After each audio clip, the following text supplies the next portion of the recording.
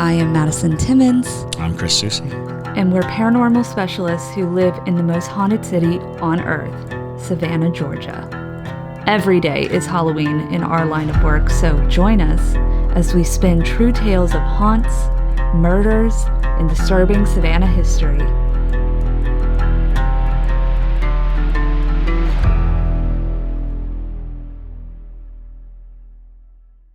I'm Madison. I'm Chris.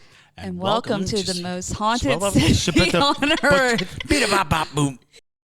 Hello, and welcome back to another episode of the most haunted city on earth. My name is Madison Timmons. And I'm JT Timmons. And we have a very interesting episode for you today. We do. Because it's going to be, in light of, the current season we are in, hurricane season.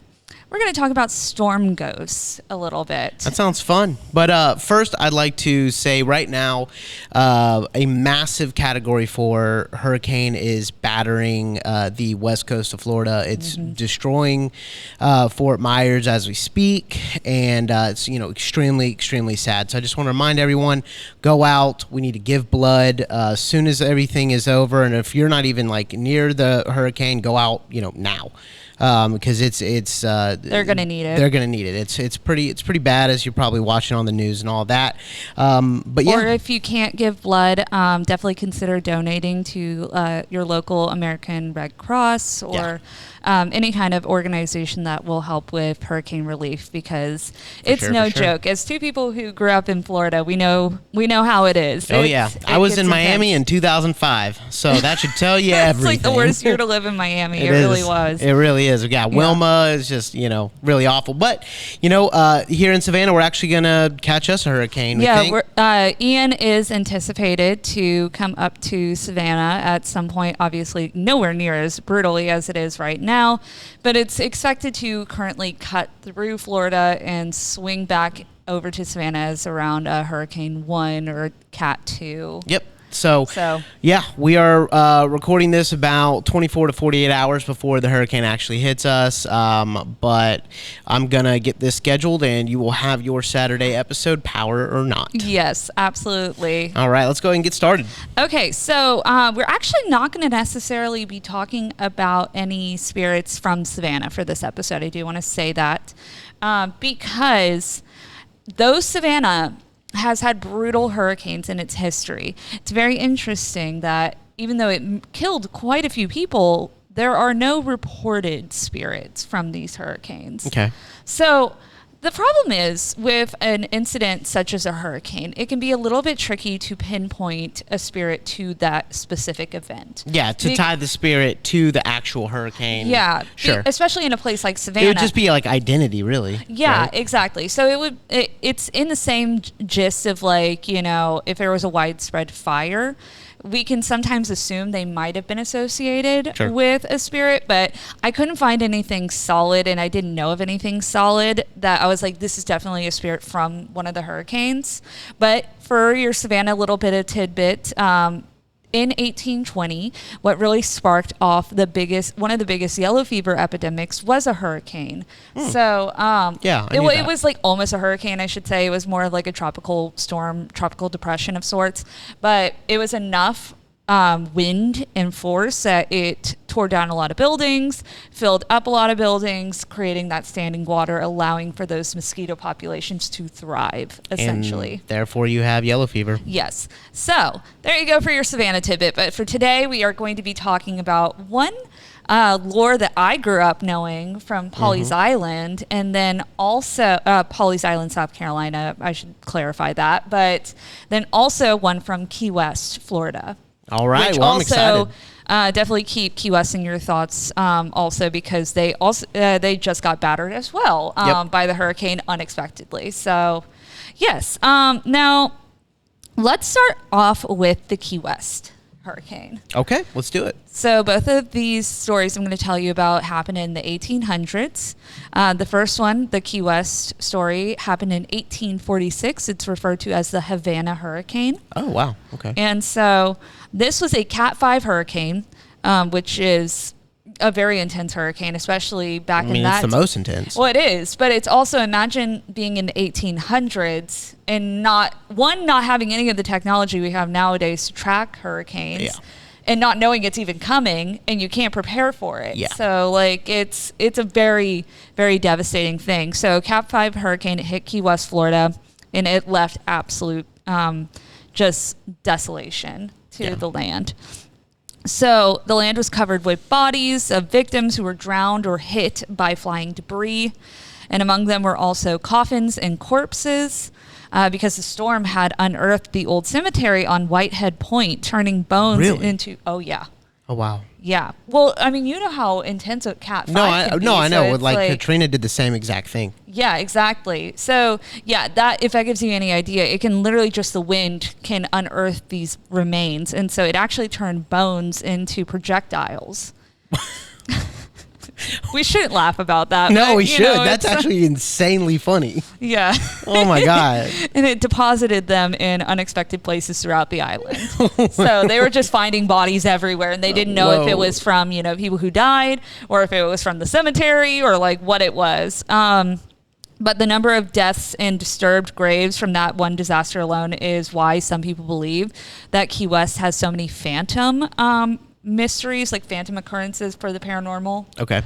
Because there are quite a few entities that they encounter on that island that have nobody has any clue where they came from. So it could very well come from a storm. Yes. So, going back to my original point with Savannah, it's the same kind of concept. When you have mass casualties of that nature, if, it's just normal people, it's not like there's any kind of identifying things about them.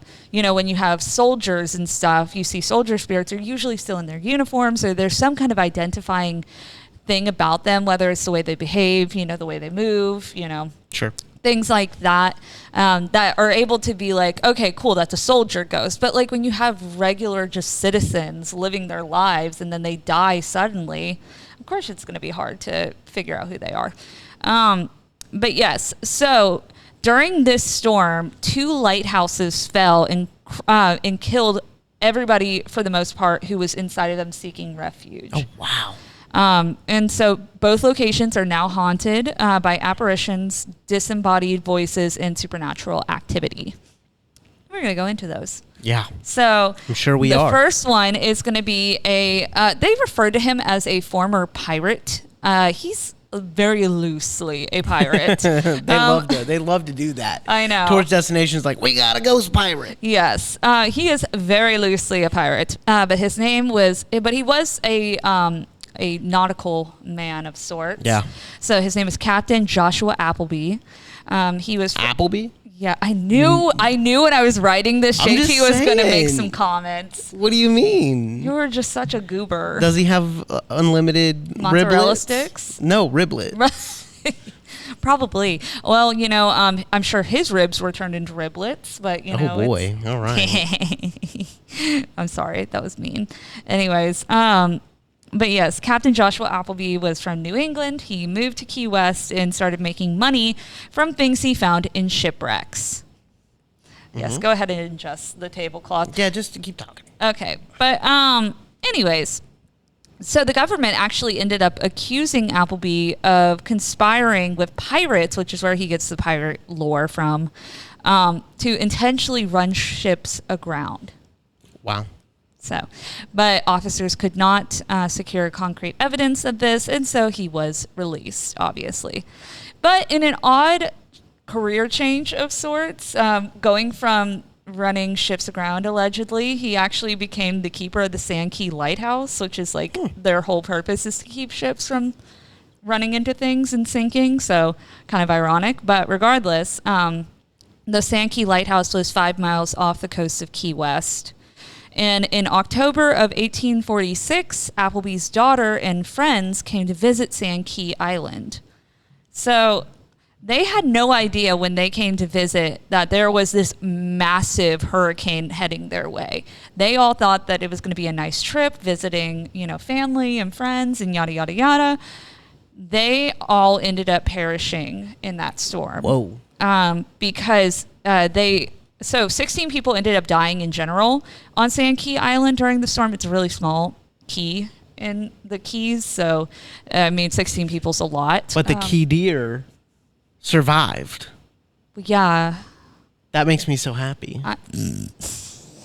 He's like, who cares about the people? The key deers. The key deer are the cutest animals. They're really cute. If you don't know what a key deer is, they're pretty sure they're like super endangered. I'm pretty sure they are, yeah. Check them out. They're really cute. They're small deer. They're small. Small. All right. Yes. So many said that they tried to ride it out in the lighthouse, which is a logical place to go to if there's a hurricane. That's where I'd go. Yeah, you would think that the lighthouse would be able to hold up against That's the whole point of a lighthouse. Right? It's like in a brutal storm to shine a beam of hope through. There was no beams of hope in this situation. So wow. Now, so no one knows what happened to them exactly because the entire lighthouse station was washed away without a trace. Whoa. Yeah. Goodness gracious. So if any of you are ever considering staying put during a Cat 5 hurricane, let these stories be warning to you. Just don't. Just don't do that. Just don't do it. Because it's brutal. But yes, so their bodies were never found. But some people have said that they have encountered them as spirits in where the new lighthouse is. So the new lighthouse was built in 1853, and the new keepers claimed that they would hear the sound of the captain's voice as well as the voice of children, and sometimes those voices were happy, other times they sounded agitated. Okay. So, that's a pretty basic residual haunting. So, in my opinion, I don't know if they're necessarily there as intelligent hauntings, just from the reports of that. Basically, everything that I read was kind of just, residual things of just hearing voices and whatnot. And gotcha. When that many people die so quickly, it's gonna, we've talked about that before, where it's gonna they're gonna release some energy. Yeah, of course. That's like a horrible way to die. Getting washed away without a trace and having a lighthouse crumble onto you. Yeah, that's horrific. For sure. So that one's the I would say the entry level of. Oh, thank God they get better. Yeah. Okay, well, there's no demonic things, so I don't know where you think this is going. Yeah, I promise y'all it's going to get better than that. Okay. I'm just joking, man. You're doing great. You're doing great. Gosh. Your research is awesome. No, it told a story. The story needs to be better next time. I'm sorry. I'll let them know. I'll let those ghosts know that they should have died in a worse way. I'll let them know. I'll make a message for them. You probably could, honey. You probably could go talk to them. For your okay. JT's being exiled, everyone. I think we're all get exiled every episode. I think we're all in agreement here. Man. So yeah. Anyways, so Barbara Marberty is our next spirit. All right, Barb. She ain't gonna attack nobody. I just want to clarify that now if you're getting your hopes up for that. So she was actually one of the first female lighthouse keepers in the U.S. That's interesting. She was the keeper of the Key West Lighthouse. Her husband actually was initially hired, but he died of yellow fever a few years later. Yikes. And so she would take over and dedicated the next 38 years of her life to keeping the lights on. All right. Well, when the hurricane of 1846 hit the Key West area, she and her 6 children took refuge inside of the lighthouse. Well, the family was joined by a handful of other residents that were looking for shelter from the 150-mile-per-hour winds that this hurricane sustained. Whoa, Cat 4. Yep. So the walls of the tower couldn't withstand, and the entire structure collapsed. And after the storm passed, bodies were found littered throughout the area where the tower once stood. Wait, so another lighthouse? Yes. All in Key West. Okay, so they were basically in Key West, they can't build a lighthouse. There are lighthouses. I'm not kidding. There are lighthouses like that I know that I've heard of that have endured insane storms. Freaking, in the Bering Sea, right? Like up in Alaska. I mean, just brutal storms, and they do it all the time. And then in Key West, they lose. How many lighthouses have we lost so far in this episode? And we're only like 14 minutes in? Less than? 2.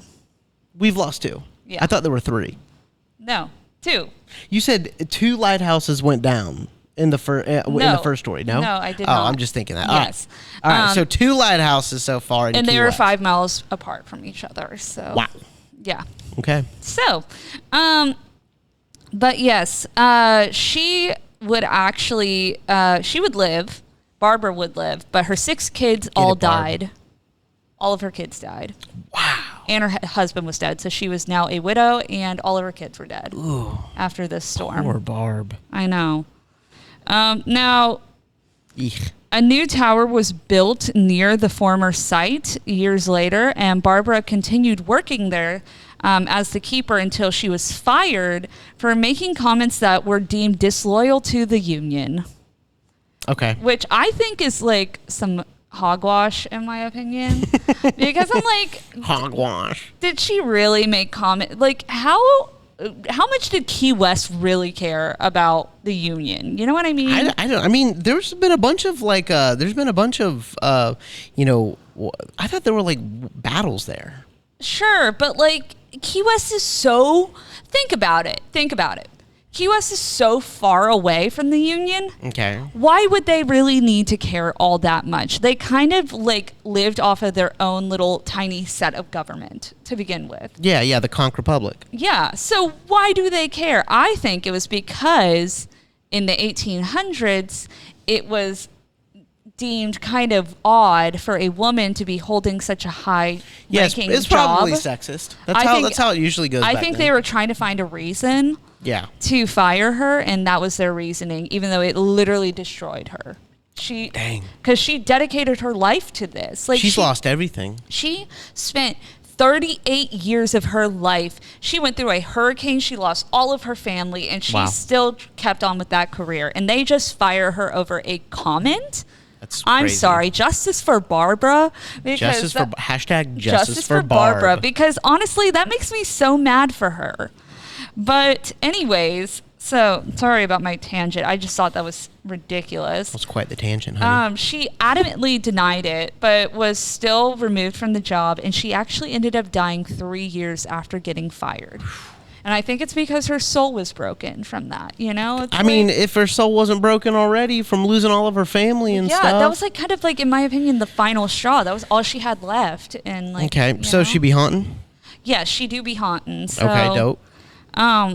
So soon after her death, people started seeing Barbara back at the lighthouse, but obviously she was dead, so it was kind of a weird flex. But hauntings at Key West Lighthouse continue to this day, and many believe that the spirits of the victims of the hurricane also still roam the area in their afterlife. Now, I have 2 lengthy encounters that people have had that they believe are attached to Barbara. Ooh, nice. So, one visitor said that as she was climbing the brutal 88 steps, because yes, it takes 88 steps to get the top of that lighthouse, which sucks. Yeah, that sounds about right. It sucks. So, like, you did it? I did not do it because I did not want to do that. But, okay. But anyways, then how do you know it sucks? Because I've been in lighthouses before, and lighthouses always have the smallest little steps. So it's like 88 small little steps, and it's like... Shouldn't that make it easier? If they're half a step, shouldn't that be like 44 steps? No, they're 88 small steps. All right. So, anyways, she was climbing the 88 steps. She felt someone behind her, and she knew that her family was touring the lighthouse as well, so she thought it could have been one of them. She turned around to talk to someone, and there was no one there. So she kept walking up the stairs. She had the same feeling once again and stopped and looked behind her. There was no one there again. She said the feeling got stronger and stronger, and the higher she climbed. When she finally got to the top, she sighed and took some time to catch her breath. While she was looking out the window, she felt a very cold wind come through the room. Ooh. Keep in mind it was 85 degrees that day. Wow. Which is actually really mild for Key West. But anyways, she was unsure where the cold air was coming from, but appreciated it because she was worn out from the climb. She stood at the window. When you're like, oh, thank God there's a ghost here. Literally, honestly, mood. I feel her. She stood at the window for a few minutes looking at the view, and then she decided she would go back down the stairs. Before she left the window, she said she felt as if someone was giving her a hug. Aww. She looked around again to see if anyone was around her and still saw no one. She said the hug was gentle and it felt as if someone wanted to comfort her on her climb down the stairs. She said no matter what or who it was that she felt there, she never felt scared or threatened and feels that the ghost is friendly and very welcoming. That's sweet. Are you going to have an attitude this whole episode? I need a little more violence. Well, I'm sorry. There's not. We can't give you that. Actually, interestingly enough, all of the hurricane spirits that I looked up, all are not mean. Yeah. So, because I really like the Gray Man. That's what I'm excited to talk about. Okay, but the Gray Man's not mean either. No, he's not mean. He's not mean. But okay. So like, I guess when I say like violence, I'm like kind of like joking. It's mainly just I want some darkness in there, and that was so sweet. Like, it was so sweet. Like, I'm like, a hug and also some cool air to cool you down. Like, bruh, like I'm just like, come on. Like, the Gray Man is really interesting. Can we jump to the Gray Man? No, we have another encounter to talk about with Barbara. Okay, let's talk about this encounter. Okay. Then, y'all, we're getting to the Gray Man. I promise you the Gray Man's the bomb. Okay, anyways, another woman who visited the lighthouse had a similar story, but she actually saw something. Ooh. This woman it's not going to be dark, Jay. I'm sorry. Is it standing in the corner? No. Is it naked? Is it shriveled up and smiling? You're on your worst behavior this episode. You really are. Like, this is just showing, though, that ghosts are not always mean. Like, they don't have to be mean to be interesting. We just don't talk about the nice ones. Because, well, there's, sometimes it's nice to talk about the nice ones. All right. Anyways, so another woman who visited the lighthouse had a similar story, but she actually saw something. This woman was also with a tour group at the lighthouse. Before they all climbed up the stairs, the tour guide was showing them around the lower level of the lighthouse. The woman said she felt a hand brush through her hair in a very playful way. So now she's like giving you scritches on your head. She's like, you are really, you're killing it. You're killing it. You are so good. I love that for her, though. I love that you came to visit me. She looked at the couple next to her, and they hadn't moved, so she knew it wasn't them. The tour continued, and it happened again. This time, she heard a playful laugh. She looked around. Now that's creepy. Mm-hmm. She looked around, and the couple next to her asked if she was all right. She asked if they felt a breeze come through or heard anything, and they both said they hadn't. For fear of seeming crazy, the woman thought that she should keep her thoughts to herself. As the tour group began to climb up the stairs, the woman looked to her left, and what she saw almost made her fall down the stairs. Ooh. She saw what she thinks is the ghost of Barbara Marberty. Why? Because it looked like a woman. So I think that's it. That was literally what the encounter said. Alrighty. Gray Man it up. Let's do it. Also, just for clarification, too, her children are seen on the property also. Oftentimes, two little girls are seen on the front lawn holding hands and skipping through the lawn. So. Wow. Okay, so in Key West, other than Robert the Doll, which we have another episode on Robert the Doll, and you can find that on YouTube. They're really sweet down there. I mean, why wouldn't they be? They have this beautiful place, Yeah, it's even their residual hauntings, or just chill. Yeah, they're they love the sun. All right. But anyways, okay. So the Gray Man. Yes. So I actually grew up knowing about the Gray Man because my family has had a house in what is considered technically Garden City. And so that is right next to Pawleys Island in South Carolina. And so I forget who told me about it. Somebody in my family told me about the Gray Man, which has been in South Carolina folklore, specifically Pawleys Island, folklore since 1822. Yeah, it's It's an old very story. popular story too. So I'm sure a lot of our listeners might know about it, especially if they're from the southeast, the Low Country area. Yeah, the Low Country. But it is an interesting story, just because it's also kind of sweet, his backstory. Yeah, but I'm cool with this one because there's like a real big aggressive storm coming in. Yeah. Anyway, all right, let's get into it. So he dates back, as I said, to 1822. He is a cloaked figure who roams the beach at Pawleys Island ahead of major storms that threaten the area. So his story, basically, a young man who had been at sea for a very long time was traveling from Charleston to see his fiancée to ask for her hand in marriage. Hoping to shorten the trip because of an approaching storm, the man and his horse would take a shortcut through the marsh just outside of Pawleys Island.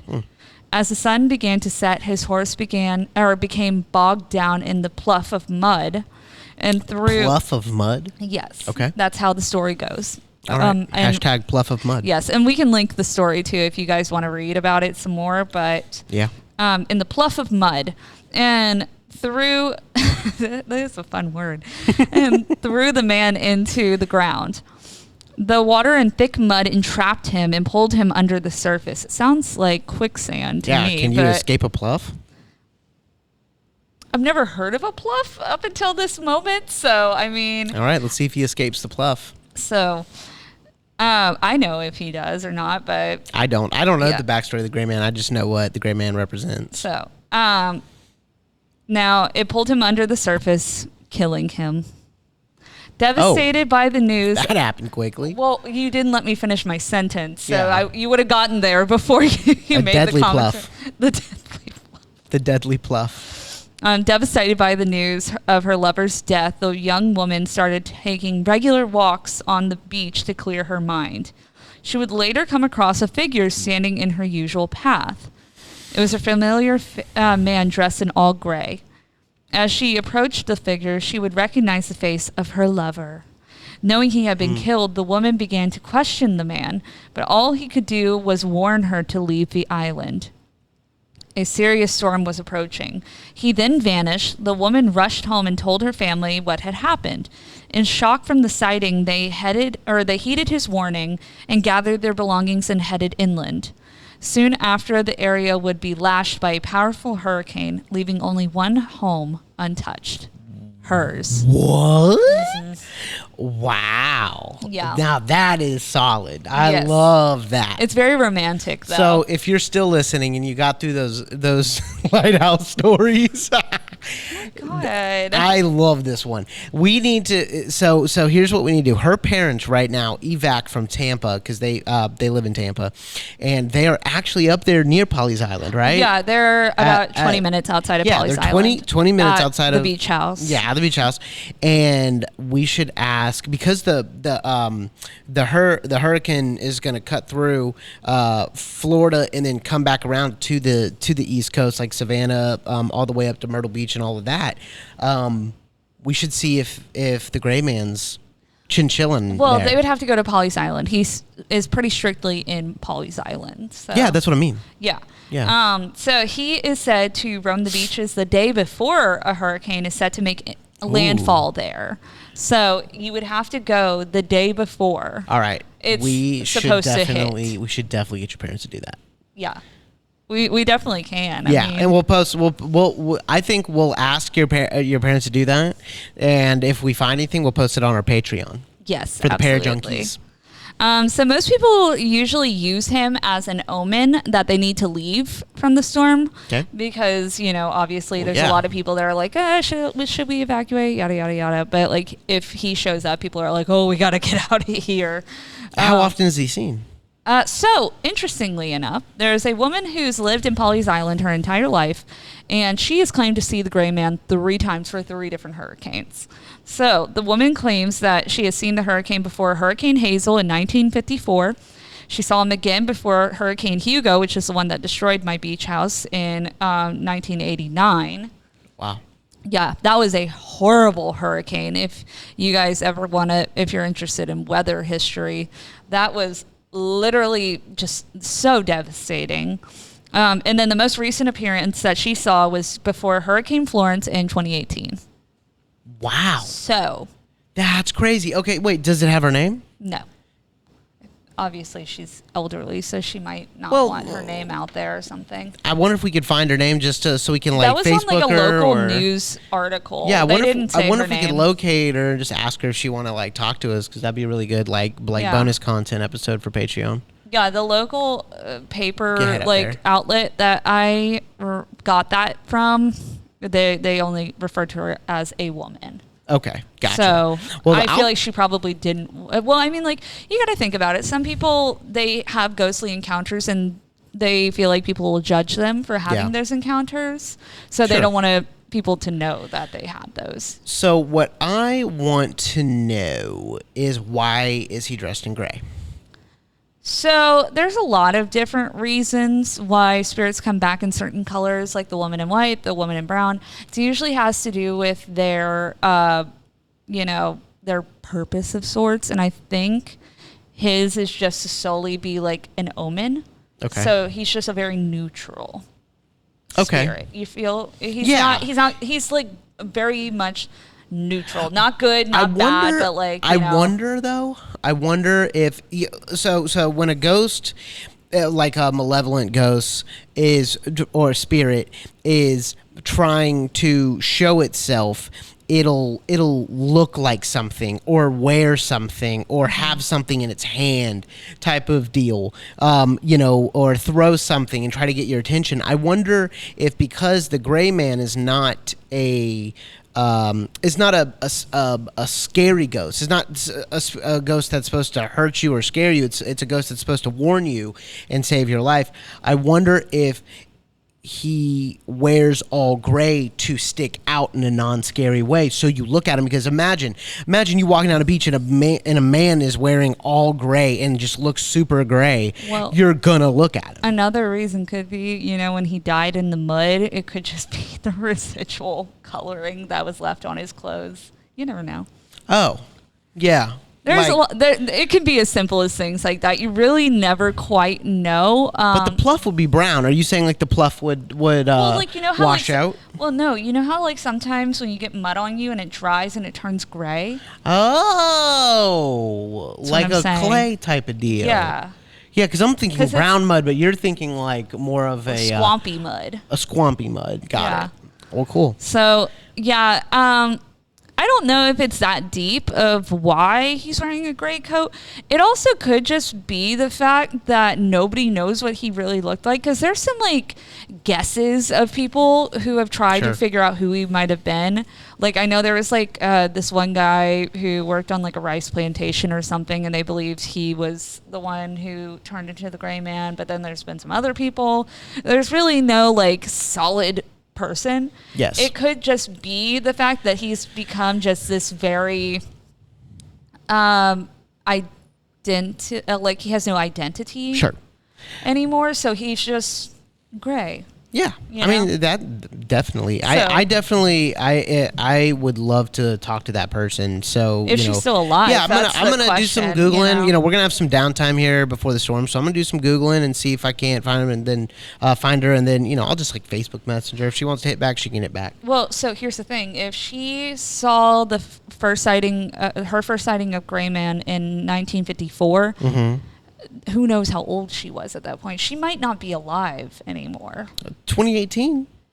It is 2022. I know, that's a lot of time for somebody who's elderly. It's yeah, but she could have saw him young, and I'm gonna look anyway. Okay. You try your best, buddy.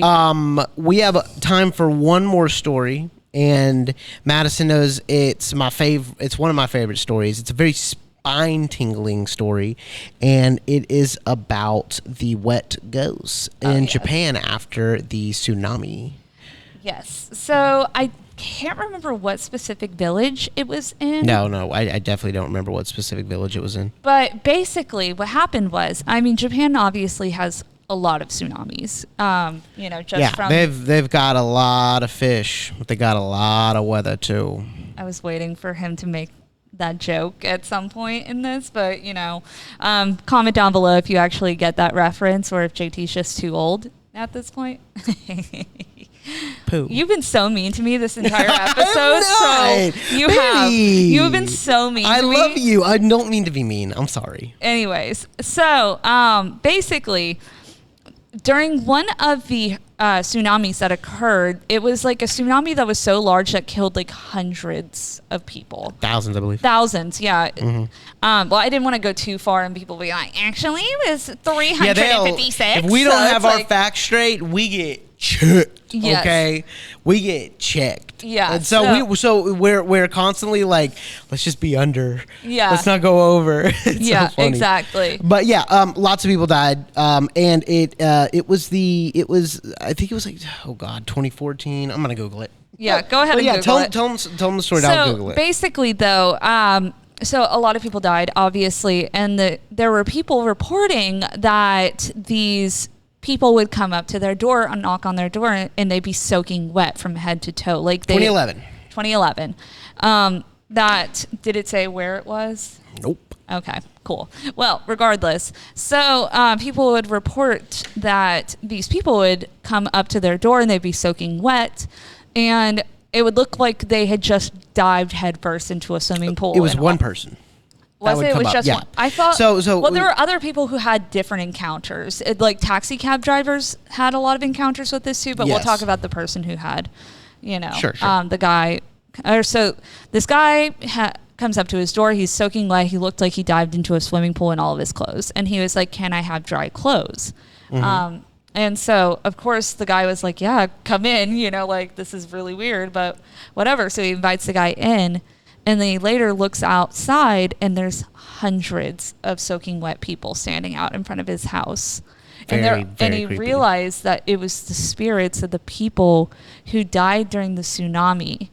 And they were essentially looking for some type of kindness or just someone to, like almost clothes. like they're lost souls of sorts, It's very haunting. It is. It's very, very haunting. The fact that the person's just standing out there, obviously. But I think also there was no rain or anything, and the person could not get dry. I mean, this person was absolutely wet. The story that I heard, it might not be the same that you heard, babe, but it was a woman who answers the door, and there's a woman outside, and the woman is absolutely sopping wet, and she's asked for dry clothes, and the woman does not invite her in. The woman instead goes, grabs the clothes, says yes, grabs a towel and clothes, comes back. When she opens the door, there's a bunch of the same, just like men and women soaked, all standing, not necessarily in a line, but just all, behind her. And they're all just like shivering and wanting dry clothes. And that is just so creepy. It is so creepy. Oh my gosh, it's so creepy. Like how you said the lost soul thing. I mean, that's exactly how it feels. Yeah, there was also reports from taxi drivers who were encountering this similar thing, which I think is really interesting because it kind of pairs well with the hitchhiker lore, hitchhiker ghost lore that most places have. But basically, there were taxi drivers who would have people come up to their taxi and they'd be soaking wet and they're like, "Can I have a ride?" And so of course the taxi driver, it's their job to drive people. So they're like, "Yeah, get in," like kind of like weirded out that these people are soaking wet. And basically it would have them like the spirit would have them go to like all these random places and be like, "Actually, can I go to this place? Actually, can I go to this place?" and run up this tab. And then when they finally get to the last place, they look in the back and there's nobody there. But then the taxi driver was left still having to pay. Now they have to pay for this large tab. And so there was like actually this like outrage from taxi drivers. They're like, "The ghosts are costing us money." Yeah, but then there were also taxi drivers that were that would recognize that person was most likely a spirit and would give the spirit a ride on and actually know that he or she has to pay for it. Yeah. Like out of the kindness of their heart. Yeah, well, and of course there are some people who are down with that, but like when you're on the job and like that's your money that you're now having to get rid of, and you're thinking, you're like, "Oh, cool, I'm gonna make a lot of money off of this ride," and then all of a sudden the person's gone and your back seat's wet. It's like, oh God. Yeah, it's true. Sucks, It's true. Yep. Well, this has been a fun episode, and everyone, stay safe, stay dry. Yes. If you're in the southeast, if not, again, give blood. Definitely donate canned goods, blankets, all that stuff. things of that nature. I know that we're all going to need it, especially our brothers and sisters down south in Florida for sure. So yeah, cool. Yes, and we will be, for those of you who are concerned if we're going to be fine here in Savannah, we'll be fine. JT and I are very well prepared. Yeah, we're pros. Yeah, well, we got this. Pros. Don't worry about it. Yeah, our house is like 5 feet above ground. It's like it's not on stilts or anything, but it's got a raised foundation. How I like to put it, I'm like, if our house has been able to survive since 1840, I think it'll make it through one more storm. So and then our driveway's on a slant, so it's kind of like it kind of like all the water will drain down the driveway and like unfortunately go to the other houses that are on a level plane below us. Yeah. That's weird how downtown kind of does that, where there'll be like a random hill somewhere. Maybe we're just built on top of graves. Maybe it's just a big stack of graves, and we maybe have no it is idea. A big stack of graves. We have Honestly, no idea. Yeah, I did some digging to build a fence around our house, and I was digging with a post hole, and I found stuff from like the early 1900s. I showed you some of it. Did you? Yeah. I don't remember this. Yeah, it was like these super old rusty nails, nuts and bolts. Oh yes. There was a metal. There were there was like a metal or aluminum cans with super old labels on them, like Coke labels. Now these are ruined, so I threw them away. But I mean, this glass and the aluminum and all of that, it's so old. So and that's only what I had to dig. I probably had to dig like 3 or 4 feet. That's only 3 or 4 feet in the ground, in downtown Savannah. Imagine what you can find if you just start digging around in Savannah. Our soul is super haunted with not only bodies and stuff like that, but just memories and old objects. Yeah, it was funny when we first moved into our house. The previous owners actually left behind a frame with a printed out like piece of document that had every single owner from like the time the house was built. Yeah. Which was so cool. It was cool. It's really cool. We still have it. Yeah. You could probably bring it if you want to see it, or we'll post it on Patreon if you guys want to see it. But yeah. Cool. All right. Awesome. All right. Well, consider being a becoming a parajunkie, because all the parajunkies get this episode a couple days ago. Yep, absolutely. And then some bonus content, and and then if you just want to stay up to date with us, we can do some fun things sometimes. So we post on Patreon quite a bit. Absolutely. And we love our patrons. Yes. But thank you guys for listening, and we really appreciate you. If you were the person in your car in front of PJ's tie that stopped JT and I in the street and was like, I love your podcast. Thank you. I really appreciate you. We wish we could have actually gotten to talk to you, but obviously we were in the middle of the road, so that was not safe, but it's okay. But thank you for reaching out to us. So if you guys ever see us in Savannah, please feel free to talk to us. Hey. But yeah. Cool. Awesome. So thank you guys again. My name is Madison Timmons. And I'm JT Timmons. And stay spooky, y'all.